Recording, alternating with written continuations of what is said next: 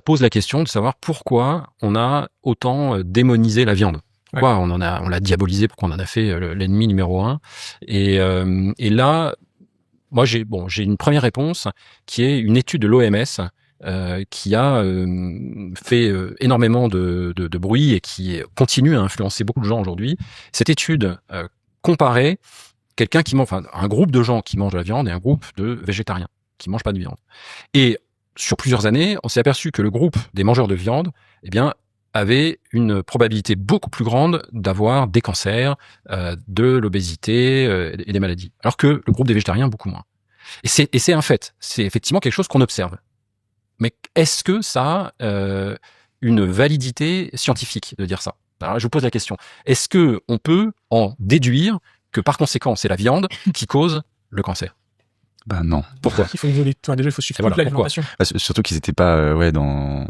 J'imagine que l'étude, ça n'a pas été en mode on vous prescrit ça et tout le reste de mode de vie, il doit être équivalent. C'est genre juste on a pris des carnivores et des végétariens. Et souvent les végétariens, ça va être des gens en mode un peu déjà de ville, qui vivent dans une culture un peu on veut faire. Ils étaient déjà proactifs au final parce qu'ils sortent au final de la culture commune. Ils veulent faire attention à leur santé. Donc souvent ils ont évité l'alcool, la cigarette. C'est ça. C'est des gens qui sont plus attentifs à leur mode de vie, qui sont moins sédentaires peut-être, qui font un peu plus de sport. Ou, qui vont mieux dormir, etc. Bon, enfin bref, en fait, il est impossible d'isoler le fait de manger de la viande de tout le reste. Souvent, les gens qui mangent de la viande, ils mangent des frites en même temps. Ils vont manger de vin aussi. Ils vont boire du vin, ils vont consommer toutes sortes de choses qui en réalité industrielles, qui viennent interférer en fait. Et donc, les études qu'on appelle observationnelles, comme celle-là, elles ne valent absolument rien. Elles établissent des corrélations entre viande et cancer, mais ce ne sont pas des causalités. En fait, la seule étude qui est pertinente du point de vue scientifique, c'est la biologie évolutive. C'est-à-dire, c'est si on regarde notre histoire, comment on a été façonné génétiquement, pourquoi on est fait véritablement, c'est-à-dire pourquoi notre physiologie, notre biochimie est faite. C'est-à-dire qu'est-ce qui sera le meilleur carburant pour notre métabolisme. Et ça, on ne peut le connaître que si on regarde sur les millions d'années du passé, quoi. Et c'est là où on échappe à la propagande, parce que sinon on peut faire dire n'importe quoi aux statistiques, quoi.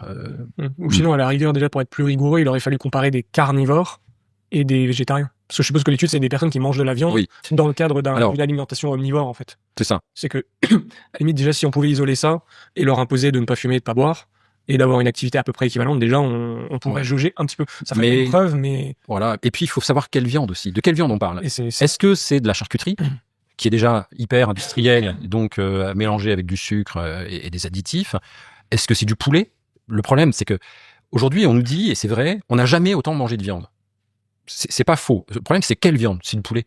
Principalement, c'est des chicken, c'est tout ce qui est à base de poulet, en fait, qu'on trouve partout. Qui est souvent frit dans l'huile de mer. Exactement, voilà. Donc, quand on dit on n'a jamais mangé autant de viande, en fait, ça cache une autre réalité qui est que la production de bœuf est en chute et la consommation de bœuf est en chute.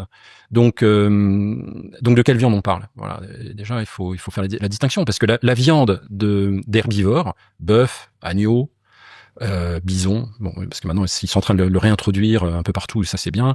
La viande d'herbivore, c'est la meilleure viande qui soit, parce que l'herbivore, en fait, c'est celui qui va brouter de l'herbe, mais qui va digérer en fait cette herbe pour produire des acides gras et pour produire des nutriments extrêmement denses dont on a besoin.